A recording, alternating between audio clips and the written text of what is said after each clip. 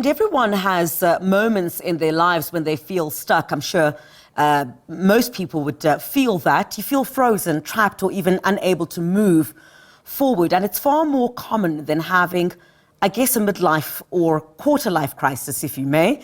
So this morning we chat to Nikki Bush about getting unstuck. So Nikki is a household name in South Africa. She's a renowned human potential expert, award-winning speaker, and 5 times best-selling author, including her latest self-leadership book called Future Proof Yourself. Nikki, thank you so much for joining us on SABC News this morning. It's really great to have you. Oh, I think even worse at this time of the year, you feel like you've done so much. You feel like you've reached the ceiling. You're like, what else can I do? Everyone is experiencing end-year fatigue. Talk to us first about, the feeling of feeling stuck. What causes that? Maybe let me start there. Griselda, I'm always taken back to a moment in time when my eldest son was 3, and it was over Christmas time, and we were visiting friends, and he got stuck in a chair. He literally was little, and he got stuck in a chair, and I had to haul him out. But life as adults is not quite like that. As adults, we can't always be looking to be rescued. We have to participate in our own rescue. And as you said, it's not just about the quarter life or the half-life crisis, the midlife crisis. It's actually very normal on a daily basis, weekly basis, monthly basis for adults to get stuck in their lives. And it could be at work, it could be at home. And there's this feeling of being out of control, of being frozen and unable to move forward.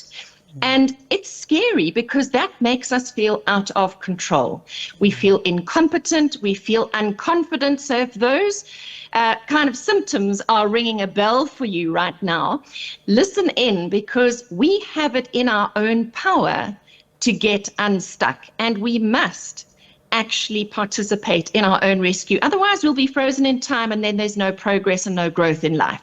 Absolutely. I mean, you consult with organizations on shifting their bottom line, and coach top business leaders to win at both work and life as well. So when we talk about getting stuck, what do we commonly see in people? That's a really good question. And what I see most often is that people freeze, and then they look outwards and they name, blame, and shame the organization, the country, my neighbor, my boss, etc., that it's somebody else's fault, because it's much easier to point the finger outwards than to look inwards. And often what's happening when somebody's going through a stuck moment is they're often stuck at work, and they're stuck somewhere else in their life as well. So you are the common denominator. But the victim mindset doesn't actually help you to move forward. When you say, I didn't choose for this to happen, life's not fair, that means you're choosing to be buried by circumstances. And that doesn't enable growth. We also see imposter syndrome of people saying, I'm not good enough to be doing this. And I see this often when people take on a new job, when they're promoted, that they suddenly have a crisis of confidence, and they go, but who am I to do this? Who am I?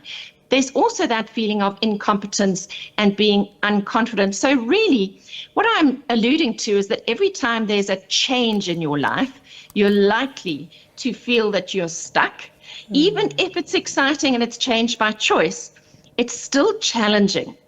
And so we have to shift the way we see our circumstances, and reframing is a fantastic skill.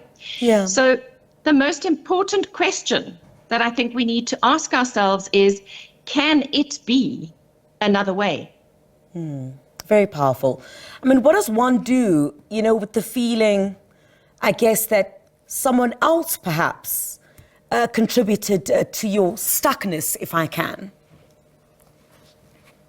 Yes. So it is important to keep perspective at this time, because if you keep thinking like it's their fault, it's not my fault, I didn't choose this, you get stuck deep down in a hole. And the longer you stay there, the harder it is to get out. So keeping perspective is very important, and the mindset of curiosity. So curiosity versus fear. Curiosity is the antidote to fear, which is why that question, can it be another way, is so important. And I really do believe, Griselda, that human beings are more wired to deal with change and challenges than we think, as long as you take responsibility for your stuckness. And it's really okay to get stuck, but it's not okay to stay stuck. I mean, then what practical exercise can people do, I guess, to get unstuck? Yes, so I'm very practical and I love frameworks. And what I do with myself and what I do with my children and what I do with my clients is I talk about what's holding you to ransom, or who's holding you to ransom.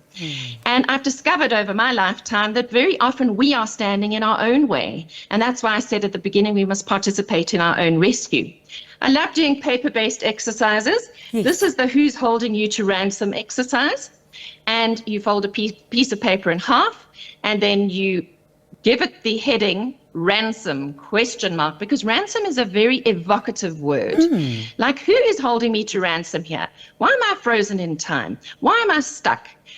And on the left-hand side here, you write who or what, and then you go and you list every single area of your life where you're feeling stuck. Because if you're feeling stuck in one area, I promise you there's probably 10 other things that are contributing to it. And then on the other side, you start writing down what action can you take next to the item where you're stuck. Now, here's the thing.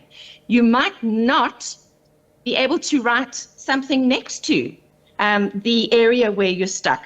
And sometimes you can. For the most part, when you go and practically write down all the things you could do to help yourself get unstuck, that's great. But if there's one thing or two things on your list where you cannot write anything down, don't panic. Don't panic. What I want our viewers to do once they've created this list is that they must read it over again, then put it away. And I promise you, within the week, you will have resolved at least half of what's on your list. Even those things that you couldn't write down any action for, it's the law of awareness versus least effort. That's what I call it. You are giving your higher consciousness permission to dance, to resolve the issues in your conscious mind that you cannot solve. And you will come back to that list in a week's time and be able to write things down in the gaps. It's a very powerful concept. I think we have to control everything from our brains, but actually there is a higher consciousness within us that we can put to work if we give it permission by asking that question, can it be another way? All right, so I guess where can our viewers get more information, and specifically on your book, Future Proof Yourself? Right, so this is the book, Future Proof Yourself, published by Penguin Random House in 2021. You can go and find that at bookstores, or visit nikkibush.com, where you can purchase the book, and you can find out more about the talks that I give, including Getting Unstuck. If you lead a team, it would be a great way to kickstart 2025. Absolutely. Fully agree with you there. Nikki, thank you so much. A great pleasure having you on our show to talk about, I guess, a feeling that almost everyone gets. At some point in your life, you feel a bit overwhelmed. Thank you very much indeed. We do appreciate it. Thank you.